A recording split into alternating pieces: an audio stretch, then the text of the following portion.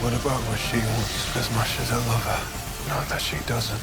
That woman can care about being a wisdom, being a nice guy. That's not the woman I love.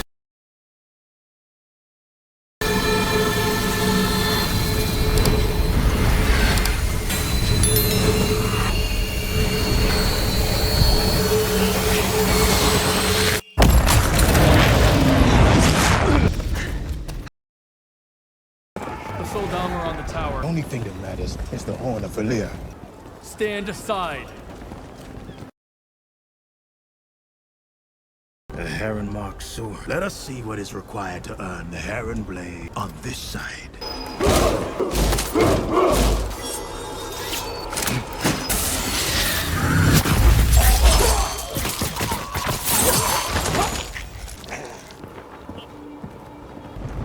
Let's get out of here.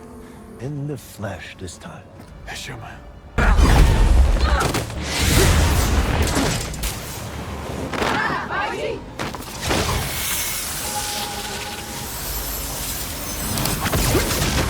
You tried to be so honorable, so perfect. Maybe next time it'll be different. Hold the shield on him, then we gentle him. Look at her. You made her a killer. I will never serve him.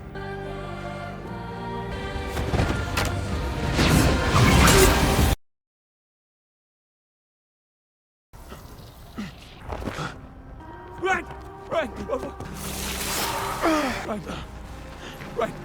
How could you not see it? How did you?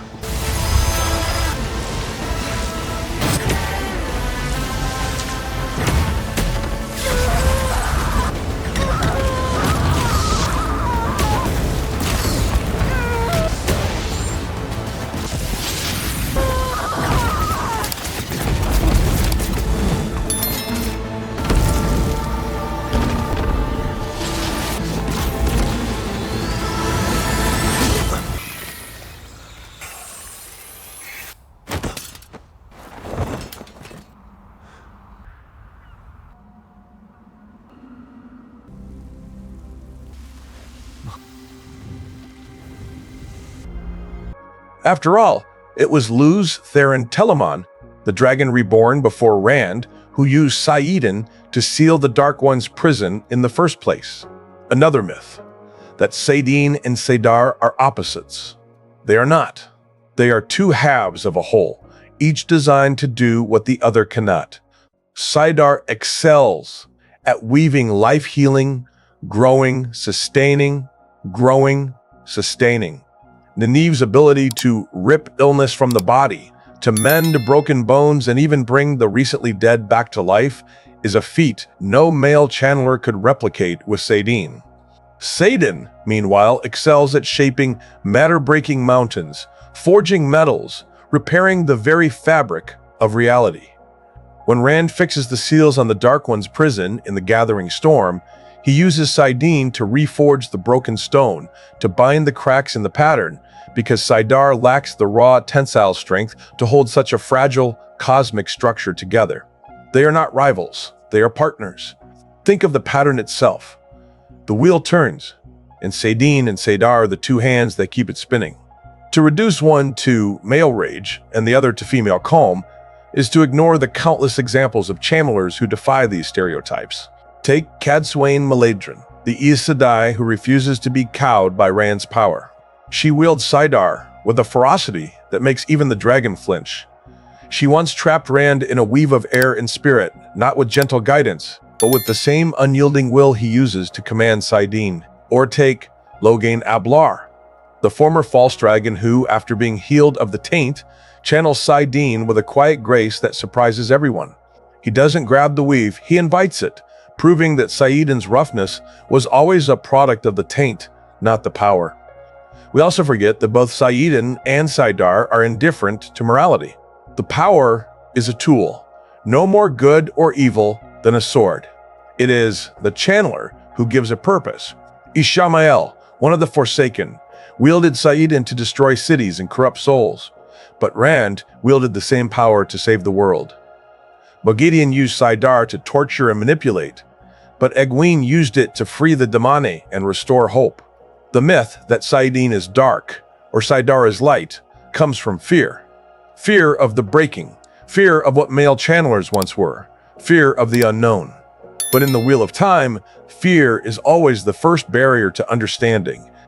Let's end with the moment that most perfectly sums up saidin and saidar's true nature, when Rand and Egwene stand together in the Eye of the World, facing Baal-Zaman. Rand channels Saibim, a storm of fire and earth that shakes the ground. Egwene channels saidar, a river of air and water that wraps around Rand's power, guiding it, tempering it, making it stronger. Together, their weaves merge into something neither could achieve alone. A blast of power that sends the Dark One's avatar reeling. That's the truth no one talks about. Saidin and saidar are not just two halves of the one power. They are two halves of a greater truth. That strength comes not from dominance or submission, but from balance.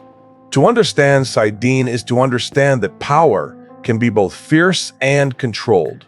To understand saidar is to understand that power can be both gentle and unbreakable. And to understand both is to see the Wheel of Time universe not as a battle between male and female, but as a symphony, one where every note, every thread of the weave matters.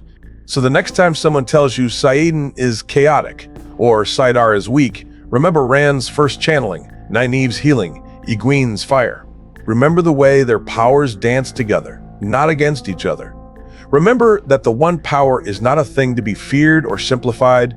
It is a mystery to be unraveled, a gift to be honored, and a reminder that even the most divided parts of the world can come together to create something extraordinary. Your perspective on saidin and saidar won't just change.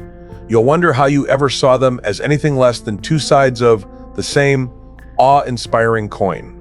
That moment in the Eye of the World, Rand's saidin-fueled storm, wrapped in Egwene's saidar river, was no accident. It was a glimpse of the one power's true face, a reminder that the divide we see is not a flaw in the power itself, but a fog in our understanding. The cosmic dance of saidin and saidar begins with a non-negotiable truth. There is only one power, woven by the Creator into the fabric of the weave, and it splits into two halves not out of opposition, but out of necessity. Saidin and saidar are not rivals, they are partners. Two hands clapping to make a sound neither could produce alone. Consider Rand al'Thor's revelation in The Winter's Heart, when he finally purifies saidin of the Dark One's taint.